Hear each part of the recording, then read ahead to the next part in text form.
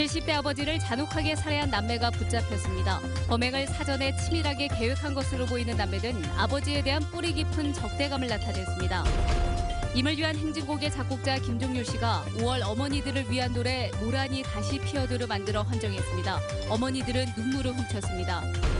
나주 혁신도시에 입주해 있는 공공기관들이 소프트웨어 산업 육성에 힘을 함께 쏟기로 했습니다. 지역업체들을 위해 제한적인 경쟁 입찰도 시행할 예정입니다.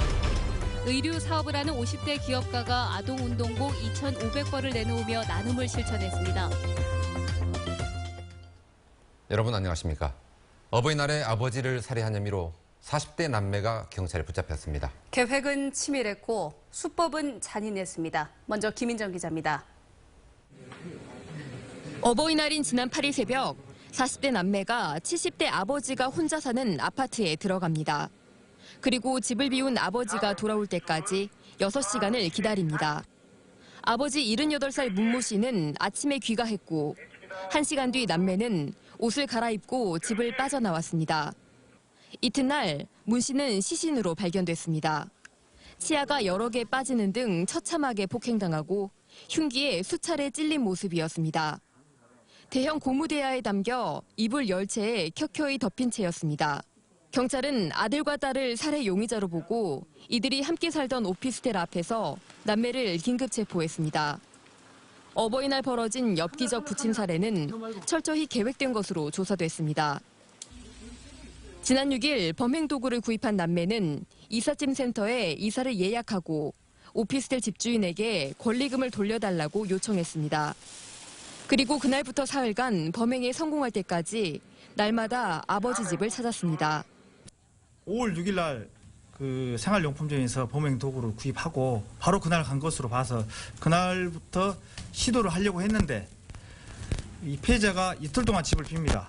그렇기 때문에 아마 범행을 하지 못했지 않았나 그렇게 추정하고 있습니다. 범행 뒤에는 공항과 여행사, 은행 등에 전화하는 등 해외 도피를 하려 한 정황도 확인됐습니다. MBC 뉴스 김인정입니다. 자식들이 저지른 범행으로 보기엔 계획이나 수법이 너무나도 끔찍합니다. 도대체 이들은 왜 그랬을까요? 몇 가지 정황은 있지만 남매는 묵비권을 행사하고 있습니다. 이어서 송정근 기자입니다. 처음부터 자식들을 의심할 상황은 아니었습니다. 사건 현장에 도착한 경찰도 끔찍한 살해 수법 때문에 원한 관계부터 의심했습니다. 이들은 오래전부터 아버지와 왕래를 끊고 살아왔습니다. 장애가 있던 어머니는 5년 전에 숨졌습니다. 5년 전 다니던 교회를 그만둔 누나와 오랫동안 고시 공부를 해온 남동생은 둘 다 미혼해 오피스텔에서 함께 살아왔습니다. 주변 사람들은 한 달 전 아들이 아버지를 찾아와 집을 내놓으라며 소란을 피웠다고 진술했습니다. 딸은 5, 6년 전에 아버지를 폭행죄로 고소했고 접근 금지 명령을 받아낸 적이 있습니다. 경찰은 이런 관계가 범행 동기로 작용했을 것으로 보고 있습니다. 남매는 묵비권을 행사하고 있습니다. 아버님을 본인이 살해한 적이 맞나요? 묵비권 행사하겠습니다. 잠깐 입을 연 아들은 아버지가 기초수급 자격을 받기 위해 남매의 주민등록을 말소시켰다고 주장했습니다. 또 아버지에 대해 강한 적개심을 드러내면서 자신의 얼굴 공개를 요구하기도 했습니다. 당당한 시민이 왜 얼굴을 공개하지 못하고 왜 자신의 실명을 공개하지 못합니까? 경찰은 일단 존속살해 혐의로 구속영장을 신청한 뒤 범행 동기를 계속 조사하기로 했습니다. MBC 뉴스 송정근입니다. 어젯밤 10시 40분쯤 목포시 상동의 한 아파트에서 불이 나 40살 정모 씨와 딸 18살 조모 양이 집안에서 의식을 잃은 채 발견됐습니다. 정 씨 모녀는 병원으로 옮겨졌지만 생명이 위독한 상태입니다. 경찰은 정 씨가 부부싸움 끝에 아들과 함께 집을 나간 남편에게 전화로 죽어버리겠다고 말한 점과 옷가지를 태운 흔적 등을 토대로 정 씨가 불을 지른 것으로 보고 있습니다. 5월 어머니들을 위한 노래가 오늘 처음 공개됐습니다. 노래를 들은 어머니들이 눈물을 흘렸습니다. 이 노래를 선물한 사람은 임을 위한 행진곡을 작곡한 분입니다. 김철원 기자가 취재했습니다.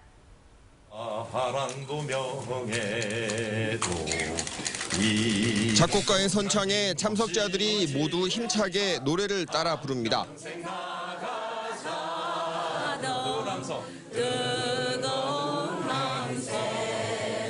5월 어머니 집 5월 어머니상 수상자로 선정된 임을 위한 행진곡 작곡가이자 광주문화재단 사무처장인 김종률 씨. 수상 소감 대신 5.18 이후 36년 동안 한많은 삶을 살아오고 있는 5월의 어머니들을 위해 만든 노래 모란이 다시 피어도의 음원을 공개했습니다. 눈을 지그시 감고 노래를 듣는 어머니들. 이내 흐느끼기 시작합니다. 그때 당시 아들을 잃었어요. 80년도에 24살 온 아들을. 그래서 그 노래는 저도 자식과 가족을 잃고 살아온 어머니들의 한많은 삶은 모란꽃을 닮았습니다. 처음 공개한 겁니다. 아마 5월 어머니들의 마음을 좀 위로하고 또 5월 그런 바람이 불어피 다시 비바람이 분다 하더라도 흔들리지 마시고 열심히 살아가자는 그런 다짐을 담고 있는 그런 노래입니다. 한편 올해로 개원 10년째를 맞는 5월 어머니 집은 김종률 씨를 비롯해 김병균 목사와 근로정신대 할머니와 함께하는 시민 모임에게도 5월 어머니상을 함께 수여했습니다. MBC 뉴스 김철원입니다.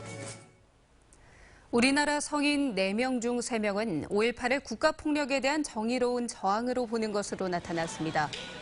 5.18 기념재단이 한국리서치연구소에 의뢰해 만 19세 이상 성인 1,000명을 대상으로 조사한 결과 응답자의 75%가 5.18은 국가의 부당한 폭력에 대한 정의로운 저항이라고 답했고 5.18이 한국 민주화에 기여했다는 응답자도 73%에 달했습니다. 5.18이 북한과 연결됐느냐는 질문에는 77%가 동의하지 않았고 5.18의 훼손에 대해서는 61%가 심각하다고 답했습니다. 국민의당은 오늘 최고위원회를 열고 세월호 침몰 참사로 희생된 학생 246명을 제적한 안산 단원고 측의 조치는 유감이라며 즉각 취소할 것을 촉구했습니다. 박지원 원내대표는 이후 여하를 막론하고 있을 수 없는 일을 또다시 어른들이 저질렀다며 이재정 경기교육감과 정부는 246명의 희생된 학생들의 명예를 되찾아주는 조치를 취한다고 말했습니다. 한전이 빛가람 혁신도시를 소프트웨어 산업의 중심지로 육성하겠다는 청사진을 내놨습니다. 세계 에너지 시장의 변화를 주도하겠다는 전략입니다. 이계상 기자입니다.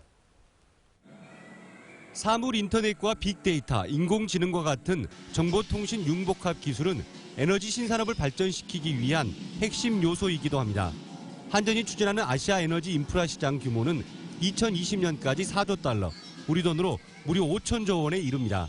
한국전력은 빛가람 에너지밸리를 성공시키기 위해서는 에너지 관련 기업 유치뿐만 아니라 소프트웨어 산업을 육성시키는 일이 절대적으로 중요하다고 판단하고 있습니다. 빛가람 혁신도시가 발전을 해서 이 전남과 광주 지역에 이때 새로운 먹거리를 만들기 위해서도 소프트웨어 산업의 진흥은 매우 필요하다고 봅니다. 한전과 한전 KDN, 농어촌공사 등 빛가람 혁신도시 14개 공공기관과 54개 소프트웨어 기업 등이 공동 협약을 맺고 빛가람을 소프트웨어 클러스터로 발전시키기 위해 힘을 모으기로 했습니다. 또 최신 정보통신 기술과 정보를 공유하고 연구개발 협력, 전문 인력 양성 등을 위해서 실무 협의체를 구성하기로 했습니다. 한전은 지역 소프트웨어 기업들의 경쟁력이 아직은 취약하다는 점을 감안해서 2억 1천만 원 미만의 구매 용역 사업에 대해 지역 제한 경쟁 입찰을 시행할 예정입니다. 사업들을 충분히 잘 수행하고 그런 것들이 레퍼런스가 되어서 향후에는 더 큰 국제 과제라든가 이런 것들도 충분히 수행하실 수 있을 거라고 판단을 하고 있고요. 한전은 또 대표적인 소프트웨어로 에너지밸리 입주 업체를 지원하기 위해 에너지밸리 포털 사이트도 구축할 계획입니다. MBC 뉴스 이계상입니다. 광주의 한 기업인이 이웃들에게 옷 2,500벌을 기증했습니다. 옷 팔아서 돈 벌었으니 옷으로 나누고 싶었다고 합니다. 이미지 뉴스 리포터가 보도합니다. 고려인 마을에 튼튼한 운동복이 담긴 상자들이 도착합니다. 옷을 받아든 아이들의 눈이 반짝반짝 빛납니다. 아동 운동복 2,500벌. 50대 기업가가 지역사회를 위해 내놓은 마음입니다. 받는 입장에서는 평소 주변의 이웃을 생각하고 있었다는 그 마음이 고맙습니다. 이런 선물들을 많이 겨다주고 우리가 너무 반갑고 감동받고 너무 반갑습니다. 의류 사업을 하는 정태묵 씨는 어려운 이웃을 돕는 방법을 고민하던 중 자신의 일상에서 답을 찾았습니다. 5월 5일 또 어린이날이고 그래서 이제 저희들이 제작을 하는 회사이기 때문에 입고 마음껏 뛰놀 수 있는 이 2,500벌의 옷들은 지역 아동센터나 보육센터 등 필요한 곳에 모두 전달될 예정입니다. 특별한 날, 거액이 아니어도 일상 속에서 나눔을 실천하는 사람들이 있어 지역 사회는 조금씩 따뜻해집니다. MBC 뉴스 이미지입니다.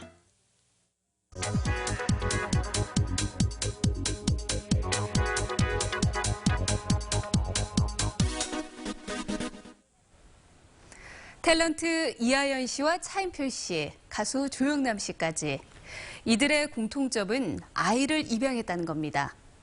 5월 11일은 정부가 정한 입양의 날인데요. 가정의 달 5월에 한 가정이 한 아이를 입양해서 새로운 가정을 만들자는 취지에서 제정된 날입니다. 그런데 광주에서 입양이 이루어진 아동은 지난 2013년 20명에서 지난해에는 12명으로 해마다 줄어들고 있습니다. 전국적으로도 국내 입양 아동 수는 최근 5년 사이 절반으로 줄었는데요.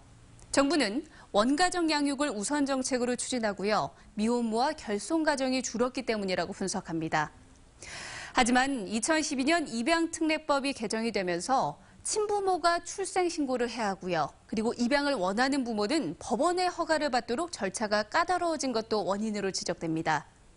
입양 과정을 투명하게 하자는 취지는 좋지만 현실과 동떨어진 법규가 입양의 발목을 잡고 있는 것 아닌지 고민이 필요해 보입니다. 카드뉴스였습니다. 광주의 시민사회단체들이 가습기 살균제 제조사인 옥시 제품 불매 운동을 공식 선언하고 지자체의 실태조사와 피해자 상담 창구 마련 등을 촉구했습니다. 시민사회는 사고 책임이 가장 크고 정부 조사와 검찰 수사를 적극적으로 방해한 옥시를 소비자 운동을 통해서 퇴출시켜야 한다고도 주장했습니다. 빛가람 에너지밸리의 성공을 위해서는 상생협력이 중요하다는 지적이 나왔습니다. 에너지밸리 성공을 위한 토론회에서 광주전남연구원 박웅희 연구위원은 에너지밸리 관련 기업을 유치하기 위해 광주와 전남이 과도한 경쟁을 벌이기보다 혁신도시를 중심으로 직접 활을 꿰야 한다고 주장했습니다. 이를 위해 광주 전남의 갈등을 조정할 컨트롤 타워를 구축하고 에너지밸리 조성 효과를 확산시킬 방안을 마련해야 한다고 강조했습니다. 광주시장과 국회의원 당선자들이 광주의 희망을 만들기 위해서 함께 노력하자고 다짐했습니다. 윤장현 시장과 광주 지역 국회의원 당선자들은 민주, 인권, 평화의 광주 정신을 계승 발전시키고 친환경 자동차 산업과 에너지 산업 등 광주의 미래 먹거리와 청년 일자리 창출을 위해 공동 노력하기로 했습니다. 또 자동차 100만 대 사업 등 현안 사업 추진과 국비 확보를 위해 협력하기로 했지만 삼성전자 전장 부품 사업 유치에 대해서 당선자들은 실체가 없다며 부정적인 입장을 보였습니다. 광주시 공무원 노조의 전공로 가입 이후 광주시와 노조의 갈등이 심화하고 있습니다. 광주시 노조 간부 이모 씨는 청사 CCTV로 투표 동향을 감시함으로써 윤장현 시장이 인격권과 사생활의 자유를 침해했다고 주장하며 인권위 광주 사무소에 진정서를 냈습니다. 광주시 감사위원회가 전공로 가입 투표를 주도한 노조 간부들에 대해 징계를 요구한 것과 관련해서도 노조는 1인 시위를 진행하고 있습니다. 광주시와 국제수영연맹이 2019년 세계수영대회의 성공적인 개최를 위해 힘을 모으기로 했습니다. 윤장현 시장은 국제수영연맹의 코넬 마르쿨레스쿠 사무총장을 만난 자리에서 대회 성공을 위해 광주뿐만 아니라 정부도 함께할 것이라고 말했습니다. 코넬 사무총장은 대회 준비 과정에서 문제가 생기면 솔직하게 터놓고 해결책을 찾자며 상호 신뢰를 강조했습니다. 광주시와 한국전력이 상무시민공원에 에너지파크를 조성하는 내용의 협약을 체결했습니다. 이번 협약에 따라 광주시는 부지를 제공하고 한전은 80억 원의 사업비를 들여 내년 10월까지 상무시민공원에 에너지파크를 조성하게 됩니다. 에너지파크는 문화와 예술, 놀이와 체험 등을 통해 에너지 분야의 미래를 살펴볼 수 있도록 꾸며질 예정입니다. 호남 고속철도 개통 이후 관광객은 늘고 역외 유출은 미미한 것으로 분석됐습니다. 한국은행 광주전남본부에 따르면 KTX 개통 이후 지난해 전남을 찾은 관광객은 모두 4천만 명가량으로 전남보다 24% 증가했습니다. 이는 전국에서 경기도에 이어 두 번째로 많은 관광객 규모입니다. 반면 의료나 쇼핑 부문에서 수도권과의 경쟁으로 역외 유출이 나타날 것으로 우려됐지만 조사 결과 부정적인 영향은 미미한 것으로 파악됐습니다. 전국 공무원노조 전남지역본부는 오늘 성명을 내고 공천 헌금 수뢰 의혹을 받고 있는 국민의당 박준영 당선자를 구속 수사해야 한다고 촉구했습니다.